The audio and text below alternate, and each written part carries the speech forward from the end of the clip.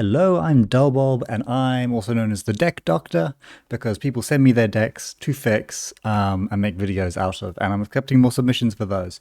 But I have noticed trends in how people build their decks and ways that they could massively improve their deck building with just some simple tips. So let's get straight into it. Top 5 deck building mistakes that I see, especially from newer players, especially from people building kind of their first set of decks who don't have like tons of experience and aren't just adapting existing decks, which is a perfectly fine thing to do. But if you want to start from scratch, you definitely want to see this. So let me click into this. In the number 5 position, one-ofs. What are one-ofs? Cards where you're running one of them, rather than what you're allowed in Netrunner, which is 3 of them. My rule of thumb is that if it's good enough to go in the deck, put 3 of them in the deck, unless you have a very good reason not to. And there are good reasons why you might not put 3 of everything in the deck, you know. Maybe it costs influence and you can't afford to put 3 of them in. Okay, sure, yeah, that makes sense. Maybe it's a tutorable card, and no matter how many of them there are in the deck, or how big the deck is, you can always just go fetch it when you need it. Okay, that's a legitimate one-off. But maybe it's like a weird, unique ice or something, and it has diminishing returns after the first one. Can happen. But usually, you've got to have a pretty good reason to be doing one-offs. Let me show you something really quick. 2 of these were performant decks that were published after the Cascadia tournament in America. And one of these was found in the Recents tab. Not putting any particular person on blast is just an example. You can go to the Recents tab of NRDB, write it down and find your own version of this. Or someone's just first corp deck. Can you spot, just purely off vibes, which is which? And yeah, points if you found that poetry. Because like, you gotta think, right, when you're building your deck, like, why is one Caveat Emptor the right number of Caveat Emptor? If Caveat Emptor is good enough for the strategy I'm pursuing, well, it's in faction, put 3 of them in. You know, like look at this Nebula deck over here. Hedge Fund is a pretty good card. So how many of them do you run? You run 3. It's a good card in the deck. 3 Petty Cash, 3 Predictive, 3 everything. All the agendas, also 3 elves, because if they're good enough agendas for the deck, that's what you got to do. This Bangoon deck, just a random one. There's a couple of 2-offs. There's only 1 Oppo research, but it costs influence. Maybe you would run more than that if you could. 2 Amaze Amusements. It's an upgrade. It's unique. Only one of them can really sit in the server that makes any sense. So sure, you don't need 3. And again, influence. You got to have a pretty good reason to be running only 1 of something that you could be running 3 of most of the time. Number 4 is traps. Traps are not always bad, but new players love them, and I get it. It's exciting knowing that you could win even when you haven't like created like a full game plan. You haven't like scored agendas or done anything. Maybe you just win anyway, and maybe it doesn't matter like that you've been outplayed in some way or that the run is like ahead. You put traps in your corp deck, maybe you win anyway. That's an exciting feeling. It's very compelling. But a very common rule of thumb is that once you start putting in traps into your deck, all those slots that could have been economy, that could have been scoring game plans, or even kill threats in some ways, are being eaten up by cards that just might not do anything. You run an Urdica and you play an Urdica and it isn't run? That's tough. It does nothing. Play a Cerebral and it doesn't get a run, you advance it, they don't believe you, it doesn't get run. You've put in so much effort. And for what? Like, this isn't going to do anything. These might just be trash from your centrals as well. Bite's pretty good. Like, Bite is a decent card in some decent decks, but it's not a win con. If your strategy is relying on the runners interacting with these in a way that's advantaged for you, you're not really playing, you're just hoping.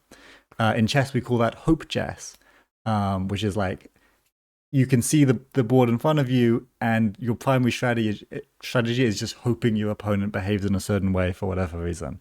This is not a win condition. I've put my camera in front of this. This is not a win condition. Do not just hope. Next up, the number 3, bad card theory of gravity. This is my own theory. And it's just the idea that, okay, you want to build a deck, but you don't want to build these normie, like, I'm just going to put 49 good cards in my corp deck and score out. I'm going to do something weird. I'm going to subvert everyone's expectations and win with a crazy ID, a weird ice suite, a weird agenda suite. Okay, you can do that. Like, you should experiment with stuff that people are underrating or people are misunderstanding. I do it all the time. But there's a more tasteful way to do it, which is not just to like take one bad card, say, I'm going to make this work, and I'm going to do it with every other bad card I can find. Bad cards don't go together. The thing that makes bad cards good or playable is actually like really good cards. Cards that like are so good that they can support whatever weakness that the bad card had and allow it to shine. So like I so often see like, oh, I'm going to build a Thunderbolt deck. So of course I'm going to do the Harmonic Suite with Bloop. What? Like, it doesn't really synergize, not in like a particularly meaningful way. So you're running this agenda suite, like, and if you don't know, the harmonic ice suite for HB is like considered to be not very good. Most of the ice are not useful on their own.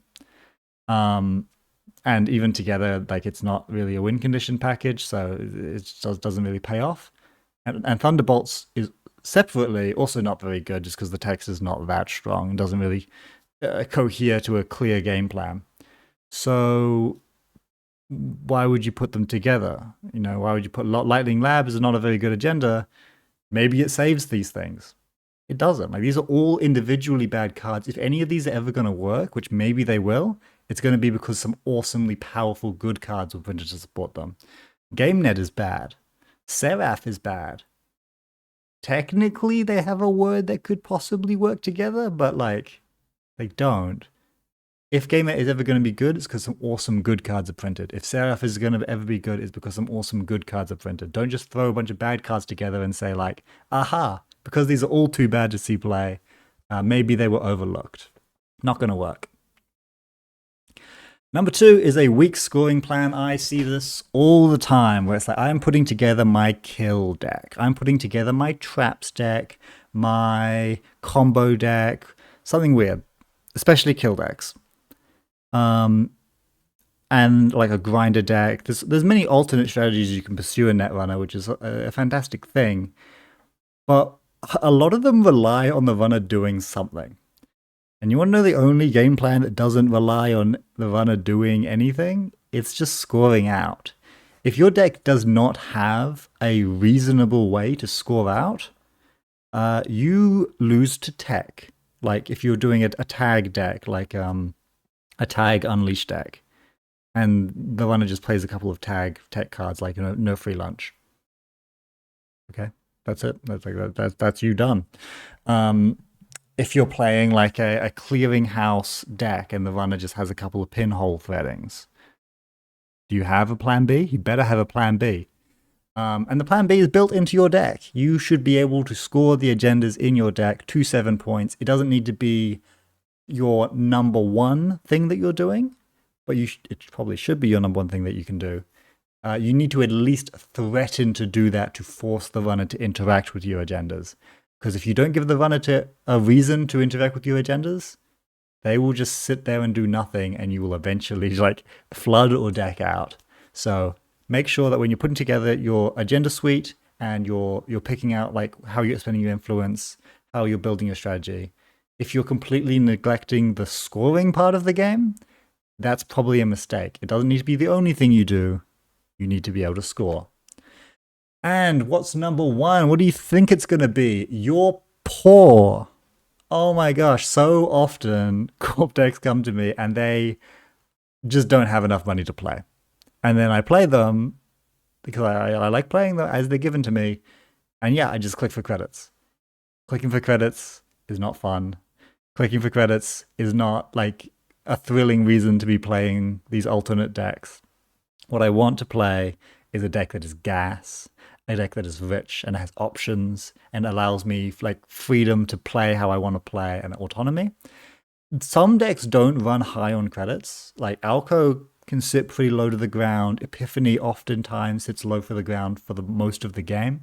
Like, you don't have to have tons of money in your deck, But if you're not having tons of money, don't put expensive ice in. Don't put in expensive strategies. Make sure that the economy you're putting in your deck matches the credit demand that you're actually expecting. If you're a triple measured deck, you better have some money in there. You know, if you don't have any thing to do with your money, maybe you don't need all that money, but most of the time, scoring is expensive, killing is usually pretty expensive, and rezzing ice is really expensive. So if you don't have money to support it, you're not going to be able to play. You're going to think that your idea is trash, and you're going to give up because you're going to have games which just sit back, click for credits, and then wonder why you're falling behind because you didn't put enough money in the deck. Put more money in your decks and have fun deck building in Netrunner.